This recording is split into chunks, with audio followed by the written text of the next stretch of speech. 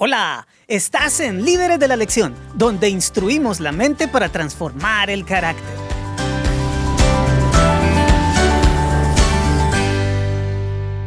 Si eres de los que creen que la escuela sabática es más que leer un folleto, entonces este programa es para ti. ¡Qué entrada tan potente, Julio César! Un saludo fraternal para todos nuestros colegas, maestros y maestras que nos acompañan. Hoy estamos transmitiendo con todo el corazón para nuestra comunidad en YouTube. También para quienes nos escuchan en iTunes o en Pandora, mientras conduce, o por supuesto, un saludo especial a todos los que nos sintonizan a través del canal de Roku de la Conferencia de las Carolinas. ¡Qué bendición que la tecnología nos permita unirnos para afilar el hierro de nuestro liderazgo! Así es, Jonathan.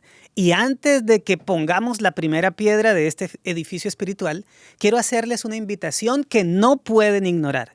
Si quieren entender la columna vertebral de nuestra filosofía, el por qué nos obsesionamos tanto con que cada lección se convierta en un rasgo del carácter de Cristo, tienen que ir a ver nuestro episodio 0. Pueden encontrar el enlace aquí mismo en la descripción o darle clic a la tarjeta que está apareciendo ahora en su pantalla. Es el mapa que le da sentido a toda esta travesía.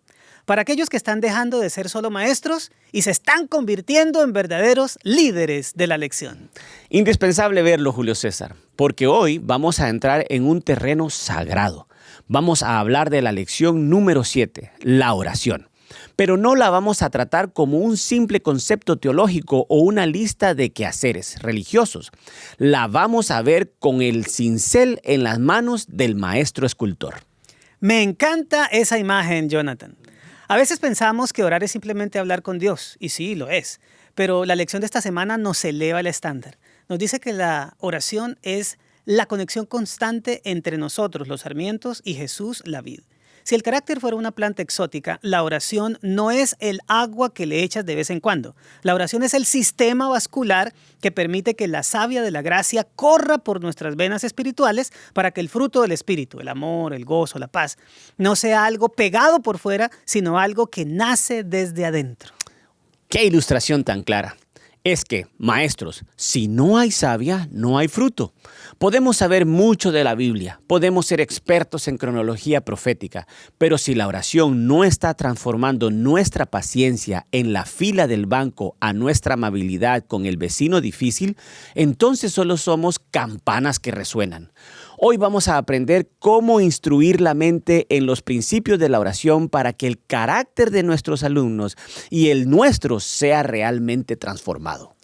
Entremos a nuestra fase conecta, Jonathan. Conecta. Maestros, imaginen que están en un quirófano. Tienen al mejor cirujano del mundo, los mejores instrumentos, pero de repente se apaga la luz y el generador de emergencia no arranca. Todo este conocimiento y equipo se vuelven inútiles en la oscuridad. Sería una tragedia, Julio César. El paciente depende totalmente de esa conexión eléctrica para que la vida continúe. Exactamente. Ahora, este sábado, cuando ustedes maestros tengan a sus alumnos frente a ustedes, no empiecen con el título de la lección. Lancen esta pregunta provocadora. Si tu vida espiritual fuera una ciudad en medio de una tormenta eléctrica, ¿tu oración es el pararrayos que te protege de los impactos? ¿O es el generador interno que mantiene las luces de tu carácter encendidas cuando todo el mundo alrededor se queda a oscuras? Esa pregunta va a sacudir la clase. Nos obliga a pensar si nuestra oración es solo para emergencias o si es nuestra fuente de energía ininterrumpida. La lección nos recuerda que debemos esperar en Él en todo tiempo y derramar ante Él nuestro corazón, porque Dios es nuestro refugio. No es un refugio para visitar una vez al año, es el lugar donde debemos habitar. Vamos a sumergirnos en la sección Examina. Ahí es donde desglosamos el qué debo saber. Jonathan, la lección nos presenta algunos modelos de oración que son en realidad laboratorios de formación de carácter. Vamos con el primer punto. ¿Cuál sería la primera pregunta de estudio basada en la vida de Elías? La pregunta para la clase sería, ¿qué nos enseña el contraste entre el fuego del Monte Carmelo y el silencio suave en la cueva sobre la manera en que Dios moldea nuestro carácter en medio de la crisis? Lee con tu clase 1 Reyes 18, 36 al 38 y luego el capítulo 19 del 11 al 13. Luego abre de par en par la puerta a la participación de la clase porque te aseguro que será abrumadora. Maestros, esta historia es un manantial de lecciones. Elías venía de un éxito espectacular. Fuego del cielo, victoria sobre los profetas de Baal, un estruendo de poder.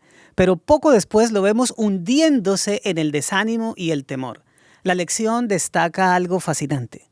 Cuando Elías huye a la cueva, Dios no le habla en el viento fuerte que rompe las rocas, ni en el terremoto, ni en el fuego destructivo. Dios se revela en un silbo apacible o un silencio suave.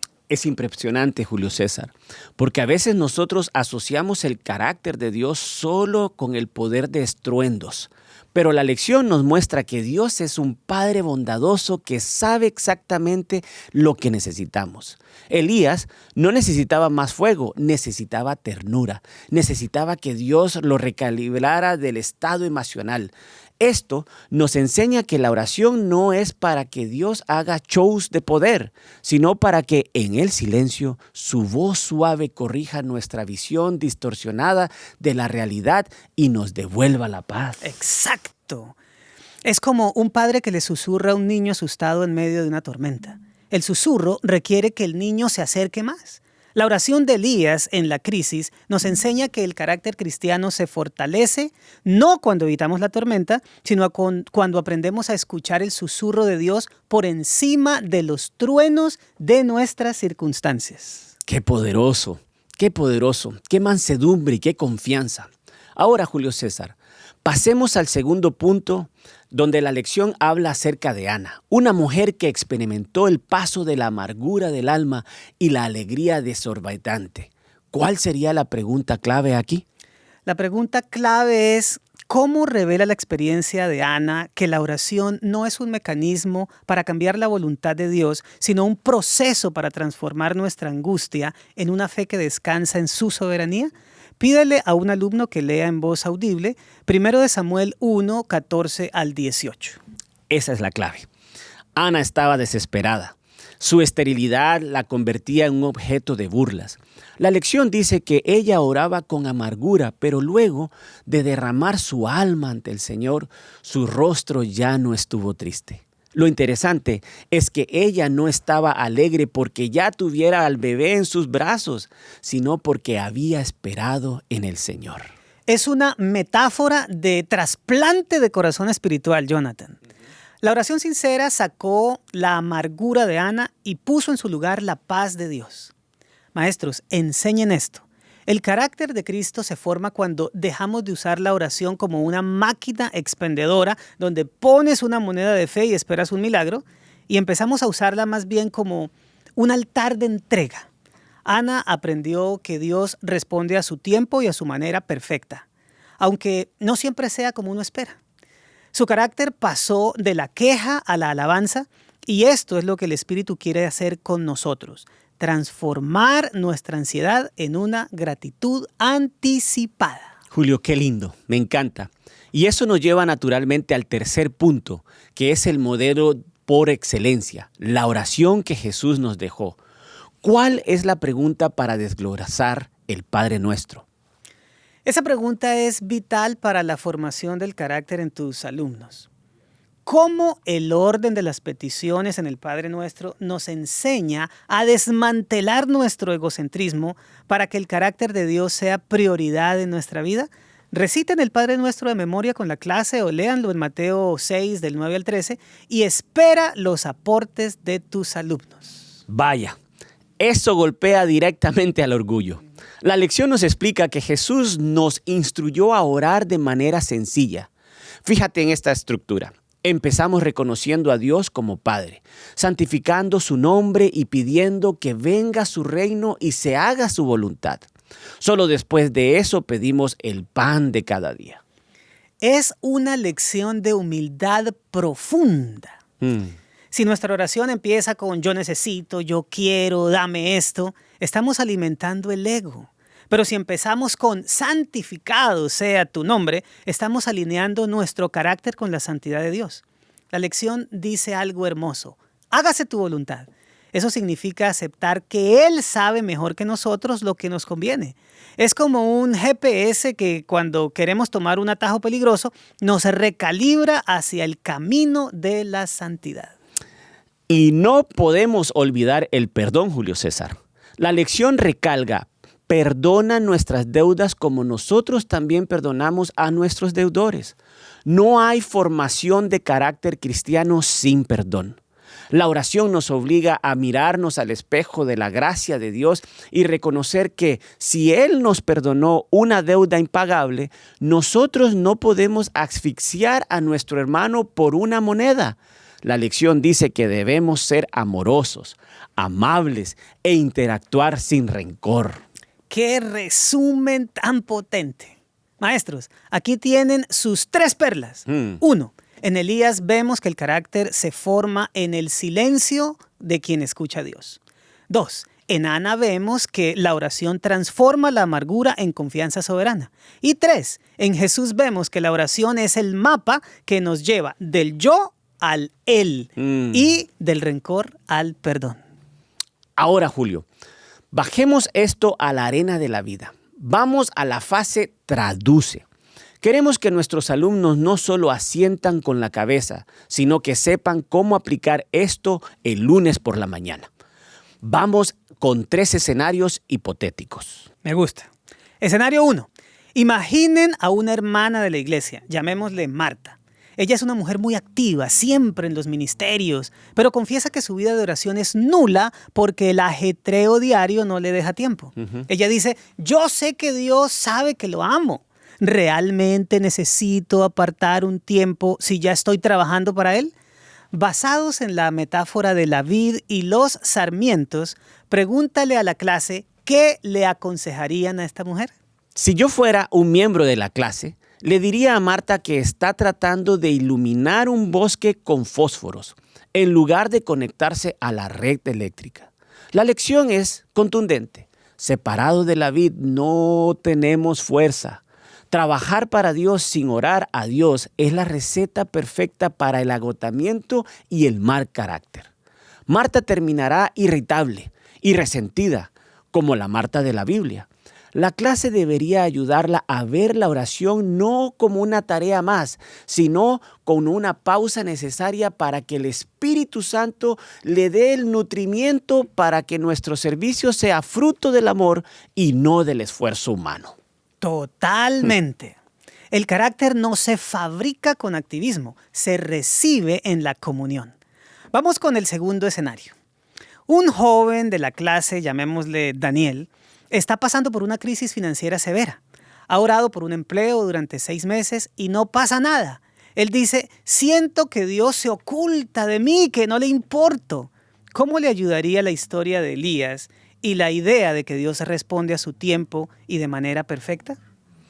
Espero que la clase le recuerde a Daniel que el silencio de Dios no es su ausencia. Así como Dios no estaba en el terremoto de Elías, pero estaba presente en el susurro, a veces Dios no responde con un cheque milagroso inmediato, sino con la paz que sobrepasa todo entendimiento para sostenernos de la carencia. La lección dice que Dios ve el panorama completo. Tal vez este tiempo de espera es el gimnasio donde Dios está fortaleciendo los músculos de la fe y la paciencia de Daniel. La oración en la crisis es para que nuestra imagen de Dios no se distorsione por nuestra carencia. ¡Qué gran consejo, Jonathan!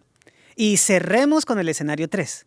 En la junta de iglesia hay un conflicto fuerte entre 2 líderes. Uno de ellos, un alumno de tu clase, te dice: yo oro por la iglesia, pero a ese hermano no lo puedo ver. Es un obstáculo para mi progreso. ¿Cómo aplicamos aquí la parte del Padre Nuestro sobre perdón y ser amorosos? Julio César, este es el momento de la verdad para el carácter. Casi que puedo escuchar las recomendaciones que surgen en la clase diciéndole a este hermano que su oración está siendo bloqueada por su falta de perdón. La lección nos dice que es necesario perdonar a quienes nos han hecho daño. Personalmente, le sugeriría que en lugar de orar contra el otro hermano, empiece a orar por él. Como dice la lección, la oración es abrir el corazón a Dios como un amigo. Cuando le abres tu corazón a Dios sobre esa persona, Dios empieza a prestarte sus ojos para que veas las heridas del otro y no solo sus errores. El carácter de Cristo se manifiesta cuando decidimos ser amables e interactuar sin rencor, incluso cuando sentimos que tenemos la razón. Qué aplicaciones tan directas al corazón, Jonathan. Pero no podemos despedirnos sin dejar un desafío que mueva los pies. Maestros, la pregunta de esta fase es, ¿qué haré esta semana con lo que aprendí? El desafío de Acciona para esta semana es algo que hemos llamado el altar de los 4 componentes. Queremos que cada maestro y cada alumno mueva su oración de la lista de compras a la formación de carácter. Exacto. El desafío es este. Esta semana vas a dividir tu tiempo de oración principal en 4 partes iguales, siguiendo el modelo de la lección: alabanza, confesión, pedidos y gratitud. Pero aquí está el toque especial para el carácter. En la alabanza vas a exaltar a Dios específicamente por un rasgo de su carácter que te hace falta a ti. Por ejemplo, Señor, te alabo por tu paciencia infinita. En la confesión vas a entregarle la carencia de ese rasgo en tu vida. Señor, confieso que he sido impaciente. Y en el pedido vas a solicitar que el Espíritu Santo modele ese rasgo en ti. Señor, con tu paciencia en mí. Y en la gratitud vas a darle gracias porque Él ya está trabajando en tu carácter. Me encanta. Es una oración con propósito. No estamos pidiendo cosas externas. Estamos pidiendo una cirugía de corazón. Imaginen el impacto de nuestras iglesias si todos los maestros y alumnos pasaran una semana enfocados en dejar que la oración moldee sus rasgos de carácter para que se parezcan más a los de Dios. La lección dice que el crecimiento espiritual debe ser nuestra meta y esto nos pone en el camino correcto. Maestros, ha sido un banquete espiritual. Gracias por sintonizarnos. Recuerden que su labor en la escuela sabática es la más sagrada de la iglesia, porque ustedes están ayudando a dar forma a las almas para la eternidad. Amén. No olviden, maestros, darnos un me gusta si esto les ha servido. Suscríbanse para no perderse ninguna lección y compartan este video con sus equipos de maestros. Estamos en YouTube, iTunes, Pandora y en el canal de Roku de la Conferencia de Carolina. Nos vemos la próxima lección, Julio. Allí estaremos, Jonathan. Y recuerden, queridos maestros, aquí instruimos la mente para transformar el carácter. Vayan y sean un reflejo de la gloria de Dios a través de la oración. Que el Señor les bendiga y les guarde. Chao. Nos vemos en la próxima ocasión. Gracias por acompañarnos en Líderes de la Lección. Acompáñanos la próxima semana para la lección 8, la fe. Cada semana publicamos un nuevo episodio para ayudarte a prepararte mejor para la lección. Líderes de la Lección. Instruimos la mente para transformar el carácter.